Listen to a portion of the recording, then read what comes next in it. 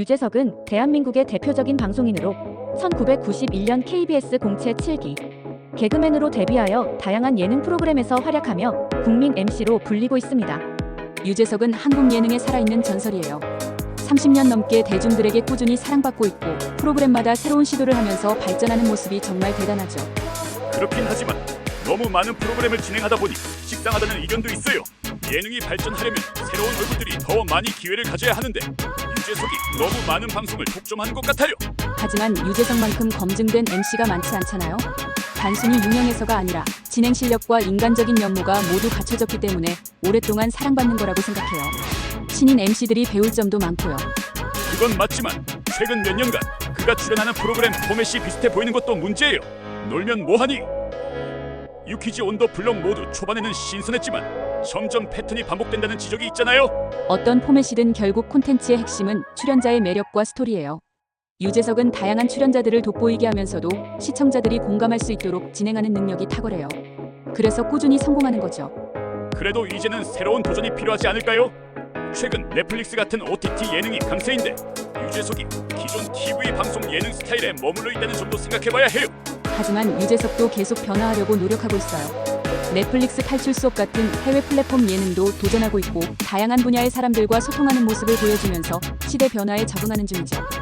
그럼에도 불구하고 너무 한 사람에게 의존하는 예능 시장은 결국 시청자들에게도 한계를 줄 수 있어요.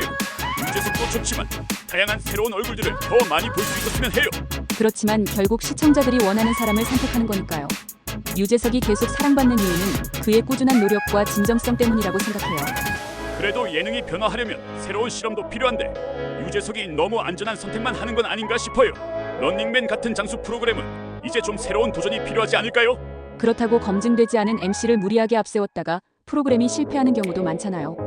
유재석이 있는 프로그램은 기본적인 재미와 완성도를 보장하는 역할도 해요.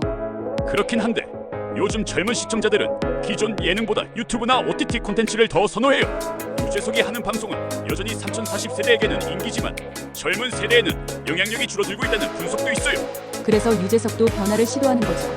예를 들면 놀면 뭐하니? 에서 MSG 워너비 같은 프로젝트를 통해 젊은 층의 관심을 유도했고 유퀴즈 온 더 블럭도 SNS에서 화제가 되는 인물들을 초대하면서 트렌드를 반영하고 있어요. 하지만 프로그램 포맷 자체가 너무 비슷하다는 점은 여전히 문제예요.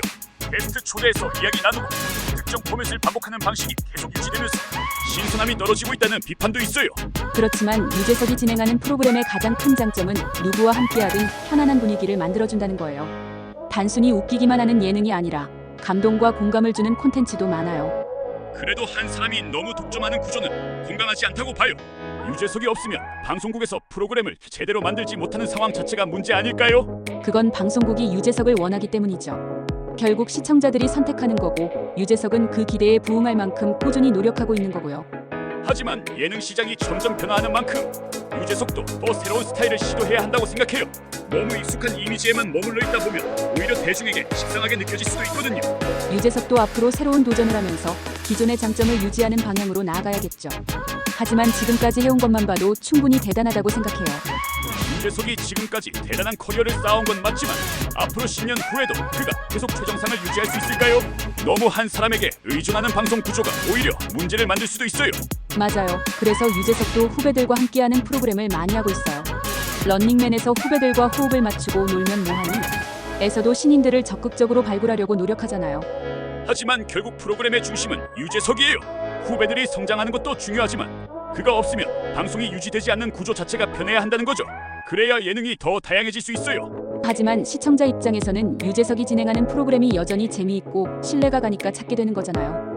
검증된 인물이 진행하면 최소한의 퀄리티가 보장된다는 점도 중요하죠. 안티클럽! 그렇긴 한데 대중이 새로운 얼굴을 볼 기회도 많아져야죠. 유재석이 너무 많은 프로그램을 맡고 있으면 다른 MC들에게 기회가 줄어드는 것도 사실이에요. 그건 방송국의 선택이죠. 유재석이 억지로 자리를 차지하는 게 아니라 제작진과 시청자들이 원하는 거니까요. 그리고 후배들에게 조언도 많이 해주면서 자연스럽게 자리를 넘겨주고 있다고 봐요. 하지만 유재석식 예능 스타일이 너무 자리 잡다 보니 다른 스타일의 예능이 발전하기 어려운 점도 있어요. 조금 더 파격적이고 새로운 형식의 예능이 많아져야 하지 않을까요? 그래서 요즘 넷플릭스 같은 OTT에서 새로운 예능이 많이 나오고 있잖아요. 유재석도 그런 흐름에 맞춰 변화를 시도하고 있고요. 결국 중요한 건 그 사람이 얼마나 적응하고 발전하느냐의 문제죠. 유재석이 있는 프로그램은 늘 새로운 방식의 예능을 만들어내고 있고 그것도 더 많은 시청자들에게 다양한 스타일의 예능을 보여주고 있다는 점도 중요하죠. 결국 유재석이 앞으로 어떻게 변화하느냐가 중요하겠네요. 그의 커리어는 인정하지만 새로운 흐름 속에서도 계속 영향력을 유지할 수 있을지는 지켜봐야 할 것 같아요. 어쨌든 지금까지 예능계에서 가장 꾸준히 사랑받고 있는 MC라는 건 부정할 수 없으니까요. 앞으로도 어떤 변화를 보여줄지 기대돼요. 그런데 유재석이 워낙 착한 이미지로 알려져 있어서 대중들이 그의 단점이나 실수를 비판하기 어려운 분위기도 있는 것 같아요. 다른 연예인들은 작은 논란에도 큰 타격을 받는데 유재석은 그런 면에서 상대적으로 보호받는 느낌이랄까요? 그건 그가 오랫동안 쌓아온 신뢰 때문이죠. 논란이 없는 게 아니라 그만큼 도덕적으로 흠잡을 데 없이 행동해왔다는 거예요. 괜히 보호받는 게 아니라 그만큼 평소의 행실이 좋았다는 증거죠. 하지만 지나치게 무결점 이미지로 소비되면서 오히려 비판 자체가 어려워지는 건 문제가 아닐까요? 대중이 비판적인 시각을 가져야 할 부분도 그냥 넘어가는 경향이 있잖아요. 그런데 그건 유재석이 실수를 하지 않아서 그런 거 아닌가요? 논란이 되려면 뭔가 잘못한 게 있어야 하는데 지금까지 그런 게 없었으니 논란이 없었던 거죠. 그래도 모든 사람에게 완벽한 면만 있을 수는 없잖아요. 예를 들면 프로그램 진행 스타일에서도 더 공격적인 질문이나 색다른 방식이 필요할 수도 있는데 너무 안전한 선택만 한다는 느낌도 있어요. 하지만 그게 유재석의 스타일이에요. 그는 출연자를 배려하는 방식으로 진행하는 MC고 그렇기 때문에 많은 사람들이 그와 함께 방송하고 싶어 하는 거죠. 무조건 센 질문을 던진다고 좋은 MC는 아니니까요. 그렇긴 하지만 그런 점이 결국 방송의 긴장감을 떨어뜨릴 수도 있어요. 너무 부드럽고 착한 분위기만 유지하려다 보니 예능이 점점 더 재미없어질 수도 있다는 거죠. 하지만 지금까지 유재석이 했던 프로그램들이 여전히 많은 사랑을 받고 있고 높은 시청률을 기록하고 있는 걸 보면 그의 방식이 여전히 유효하다는 거 아닌가요? 그렇다고 해도 앞으로 5년, 10년 뒤에도 같은 방식이 통할지는 알 수 없어요. 변화하는 미디어 환경 속에서 유재석도 지금보다 더 다양한 시도를 해야 할 필요는 있다고 봐요. 유재석도 새로운 도전을 해야겠죠. 하지만 지금까지 보여준 것만으로도 이미 한국 예능에서 중요한 역할을 해온 건 분명하다고 생각해요. 그렇지만 모든 MC가 영원히 정상을 유지할 순 없어요. 유재석도 언젠가는 세대 교체의 흐름 속에서 자연스럽게 자리에서 내려올 수밖에 없을 거예요. 중요한 건 그 과정에서 얼마나 새로운 모습을 보여줄 수 있느냐는 거죠. 유재석도 앞으로 더 다양한 시도를 하면서 본인의 영역을 확장해 나가야 할 거예요. 하지만 지금까지의 행보를 보면 그는 충분히 변화에 적응할 능력이 있는 사람이라고 생각해요. 그렇다면 앞으로 유재석이 얼마나 더 새로운 모습을 보여줄 수 있을지가 관건이겠네요. 지금까지는 성공했지만 앞으로도 계속 대중의 기대를 충족할 수 있을지는 두고 봐야겠어요.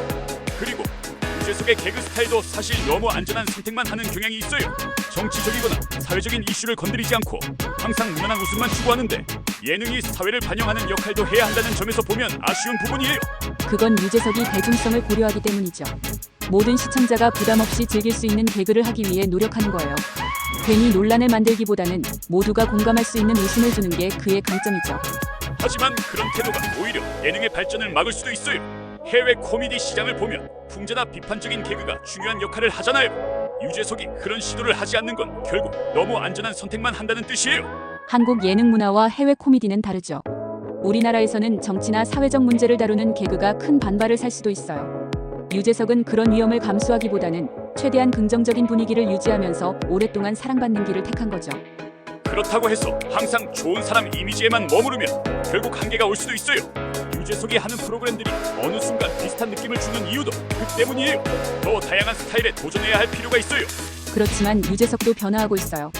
유퀴즈 온 더 블럭만 봐도 예전처럼 단순한 예능이 아니라 사람들의 이야기를 깊이 있게 다루는 방식으로 변했잖아요. 그는 시대에 맞춰 계속 변화를 시도하는 MC예요. 그럼에도 불구하고 유재석이 지나치게 착한 이미지에 갇혀 있어서 더 파격적인 시도를 하기 어려운 것도 사실이에요. 때로는 논란이 되더라도 새로운 도전을 해야 더 오래 살아남을 수 있는 거 아닐까요?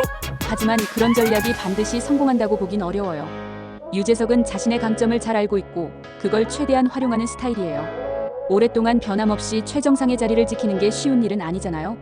그렇지만 모든 MC가 영원히 정상을 유지할 순 없어요. 유재석도 언젠가는 세대 교체의 흐름 속에서 자연스럽게 자리에서 내려올 수밖에 없을 거예요.